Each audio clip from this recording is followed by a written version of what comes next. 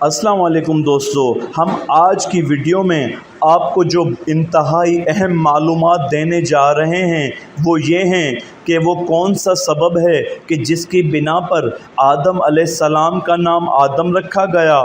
انسان کا نام انسان رکھا گیا، اور آدم علیہ السلام کو اللہ نے بغیر ماں باپ کے پیدا کیا اور عیسیٰ علیہ السلام کو بغیر باپ کے، اور تمام انسانوں کو ماں اور باپ کے۔ اور وہ کیا سبب ہے کہ اللہ تعالیٰ نے روحوں کو جسموں میں داخل کیا، حالانکہ وہ بالکل پاک اور بلند مقام کی رہنے والی تھیں۔ امید ہے کہ آپ کو ہماری یہ ویڈیو بہت پسند آئے گی۔ بسم اللہ الرحمن الرحیم۔ محمد حلبی روایت کرتے ہیں کہ امام جعفر صادق علیہ السلام نے فرمایا کہ آدم علیہ السلام کا نام آدم اس لیے رکھا گیا کہ وہ عدیم ارض زمین کے چمڑے یعنی سطح کی مٹی سے پیدا ہوئے تھے۔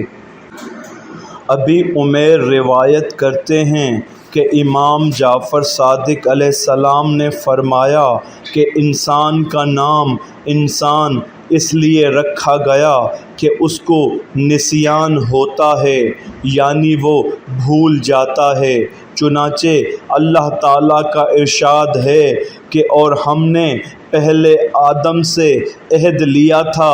مگر وہ اسے بھول گئے۔ سورہ طٰہٰ آیت نمبر 115۔ ابو بصیر کا بیان ہے کہ میں نے امام جعفر صادق علیہ السلام سے عرض کیا کہ کیا وجہ ہے کہ اللہ تعالیٰ نے حضرت آدم کو بغیر ماں باپ کے پیدا کیا اور حضرت عیسیٰ کو بغیر باپ کے، اور تمام لوگوں کو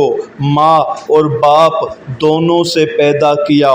تو آپ علیہ السلام نے فرمایا تاکہ لوگ اللہ تعالیٰ کی تمام و کمال قدرت کو جان لیں اور یہ بھی سمجھ لیں کہ وہ اس امر پر قادر ہے کہ وہ انسان کو صرف عورت کے بطن سے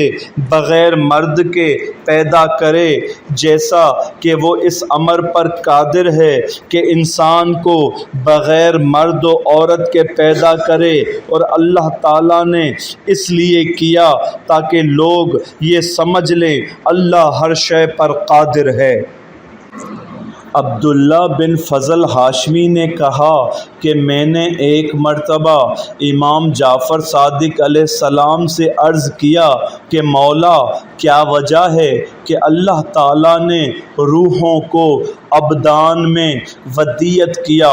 حالانکہ وہ ملکوت اعلیٰ میں اعلیٰ درجے کی مخلوق ہیں؟ آپ نے فرمایا کہ اللہ تبارک و تعالیٰ کو علم تھا کہ یہ ارواح جن کو یہ شرف اور بلند درجہ حاصل ہوا، اگر ان کو اپنے حال پر چھوڑ دیا گیا تو یہ اللہ کو چھوڑ کر خود دعوی ربوبیت کرنے لگیں گی۔ اس لیے اللہ تعالیٰ نے ان پر رحم کرتے ہوئے اپنی قدرت سے ان کو ابدان میں ودیعت کر دیا جو ان کے لیے ابتدائے تقدیر میں مقرر تھے، تاکہ یہ دنیا میں جا کر ایک دوسرے کے محتاج ہوں، ایک کا دوسرے سے تعلق ہو اور ایک کو دوسرے سے بلندی رہے، نیز آخرت میں بھی ان میں سے ایک کو دوسرے سے رتبہ و درجہ بلند ملے۔ اور پھر ان میں اپنے رسول اپنی حجتیں بھیجیں تاکہ یہ لوگ ان سب کو اپنی بشارت و نذرات کے ساتھ ساتھ اپنی معبود کی بندگی پر آمادہ کریں۔ اور اللہ تعالیٰ نے ان کے لیے فوری اور ایک مدت کے بعد دونوں طرح ثواب مقرر کر دیے ہیں تاکہ اس کی وجہ سے انہیں خیر کی طرف رغبت ہو یا ان کے شر میں مزید اضافہ ہو اور طلب معاش و کسب معیشت میں مشغول رہیں۔ اس طرح ان ارواح کو معلوم ہو جائے کہ وہ خود رب نہیں، ان کا رب کوئی اور ہے، یہ مربوب ہیں، یہ خالق نہیں بلکہ کوئی اور ان کا خالق ہے، اور اس طرح وہ اپنے رب اور اپنے معبود کی عبادت میں منہمک رہیں تاکہ ابدی نعمتوں اور جنت خلد کے مستحق بن جائیں اور خوف آخرت سے محفوظ رہیں، سزا کے مستحق نہ بنیں۔ پھر امام جعفر صادق علیہ السلام نے فرمایا،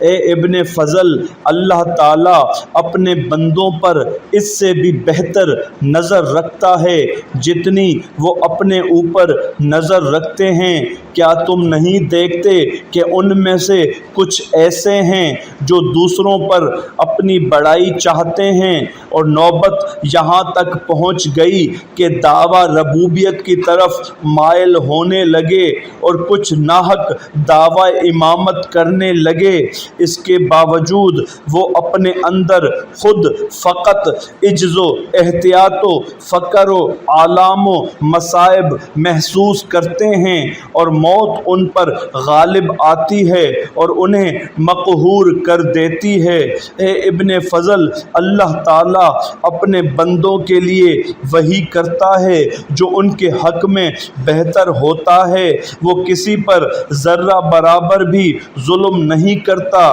بلکہ وہ خود اپنے اوپر ظلم کرتے ہیں۔